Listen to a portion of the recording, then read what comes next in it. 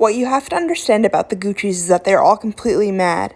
They have to be in control, but as soon as they get what they want, they crush it. They are destroyers. It's as simple as that. Jenny Pettyfoot, ex-wife of Paolo Gucci. Hey guys, first YouTube video, very exciting. I don't have an intro, but I do know what I want to talk about. Today we're talking about the House of Gucci. More specifically, the book by Sarah Gay Forden, which tells us that it is a sensational story of murder, madness, glamour, and greed. And honestly, the murder, madness, glamour, and greed element all felt severely lacking in this book. For those of you that don't know, the House of Gucci tells the story of the rise of the Gucci empire from a mom and pop shop in the 1920s to essentially what it is today, an international global fashion brand with a lot of different moving parts and elements and a lot of different companies attached. And honestly, a lot of other reviewers have hit on this too, that one of the main problems I'd say with this book is that it tries to spontaneously tell the story of this family and their trials and tribulations in growing this brand alongside the actual growth of the company, and it can't really decide, at least in my view, whether or not it wants to be about the Gucci brand or the Gucci family. I feel like in service of trying to tell both stories, certain things are glossed over. Like, so here, I'm gonna put up a picture of the family tree. Hopefully editing me can do this, because it's gonna get confusing. Multiple times throughout the book, I had to refer back to the family tree just to remember whose kids we were talking about and what. So Gucci was originally founded by Guccio Gucci, the patriarch of the family, if you will. Later on, he passed control of the company to his three sons, Aldo, Vasco, and Rodolfo. And the third generation of Gucci, the new patriarch that would take it over, is Mauricio Gucci, who would go on to sell his stake in the company in 1993. I could go over shareholder-wise, who had control at what times and all this. I know the book is very interested in numbers and finances, but I think it would suffice to say that after Guccio Gucci passed the company on to his sons, Aldo kind of became the face of Gucci and kind of ran the creative direction, and his brothers were very much, how do I want to put this, very much willing to let him kind of take control and move the company in whatever direction he wanted. And Mauricio Gucci, the third generation, was not very well suited to take over the company in Aldo's vision, and it wasn't really experienced in leadership and managerial roles, which would lead the company into turmoil in later years. One big point of contention in the family is that Mauricio marries Patrizia Reggiani, who you may know in the film. Mauricio is being played by Adam Driver, and Patrizia is being played by Lady Gaga. I have my own feelings on that, and I've only seen the trailers so far. Mauricio's marriage to Patrizia was very much not in favor with the family. In fact, his father Rodolfo even tried to stop the marriage by going to, I believe, the church that they were going to be married and trying to convince the priest or the larger religious figure of the area not to bless the marriage. Even beyond the disagreements over the marriage of Mauricio and Patrizia, Aldo fought with his own sons over creative direction of the company. His son Paolo wanted to go off and create his own brand, and at one point, the meeting resulted in a physical altercation, and Paolo stormed out of the office saying he was going to sue his family. And for another thing, the family was extremely litigious. They fought each other in court. I believe at one point there were like 18 lawsuits filed against each other.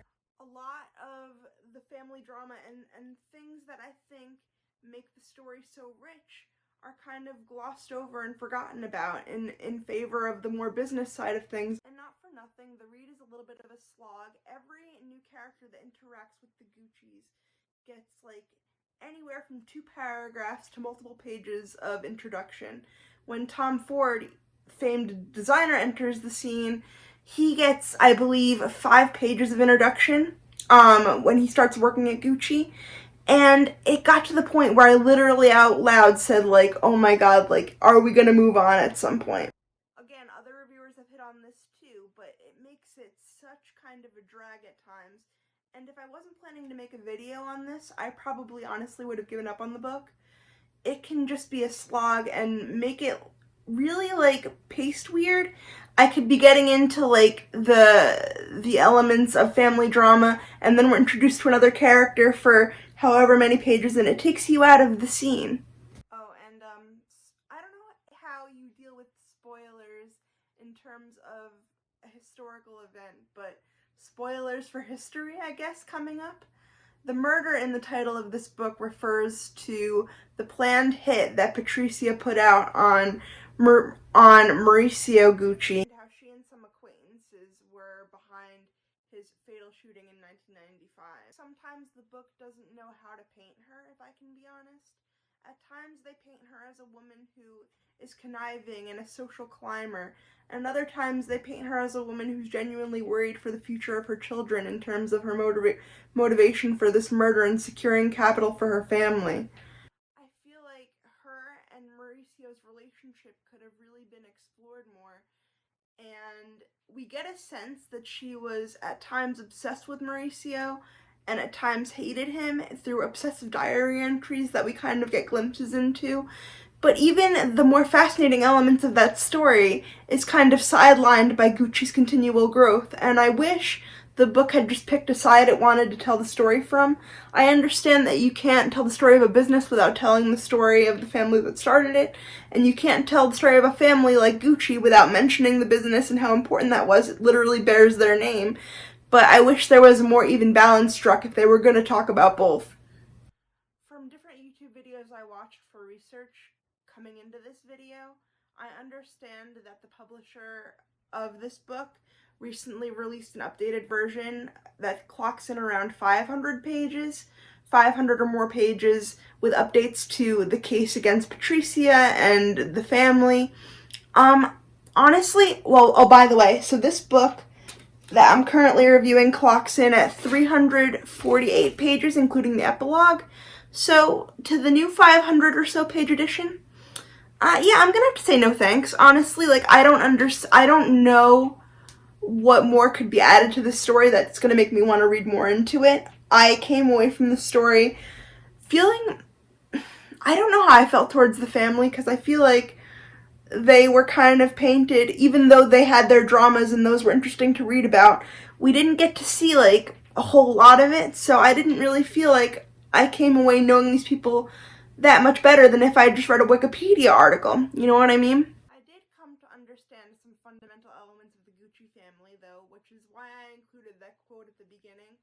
There is, like, an underlying theme in this book that with success in the family comes a lot of turmoil, and even when a Gucci, whoever's at the helm at the time, given in the 70s with Aldo, or the more recent history with Mauricio, they don't know how to handle the success and all that without also destroying others in their path, whether that be family relations or making poor business decisions for the business as a whole. There's some element that gets sacrificed in the success, which was an interesting theme that I picked up on. But again, I just feel like we're just scratching the surface. Like, I feel like in 348 pages, not a lot was said, and that really is a shame. Going more toward my thoughts on the movie, I haven't seen it yet, although I do plan on watching it today, hopefully. And I'm a little nervous because I heard that Jared Leto's performance was interesting, if not a little mocking of the Italian accent. And from what I understand from this book, Aldo Gucci plays such an important role in the Gucci family history that I just really hope they don't botch it. I mean, I have my opinions of Jared Leto as an actor. I have an idea. State of mind. Anyway, that's not what this video is about. I'm going off on a tangent. So, I don't know. I'm gonna have to I have to think about my rating for this book. Ratings are arbitrary anyway, but I have to kind of sit with it some more. I know that this book probably took me the longest to read of any book I've ever read. I got it pretty much when the movie came out, and I realized that there was a book to accompany it. or a book that the movie was based on. I got it pretty much when that movie came out, so I think late November, and I just finished it today as of recording this video, so January 15th. Pick this one up if you want, but I wouldn't say it's a required read. I hope I didn't ramble too much in this video, and I hope you guys enjoyed this one. I plan to be making more YouTube videos in the future, so let me know what you guys think and what you guys think I should read next. Maybe we'll turn this into a booktube channel. Maybe I'll do some vlogs. I don't know, I'm really excited about the direction that this could go in. And yeah, let me know what you guys think in the comments. Have a good day, everyone!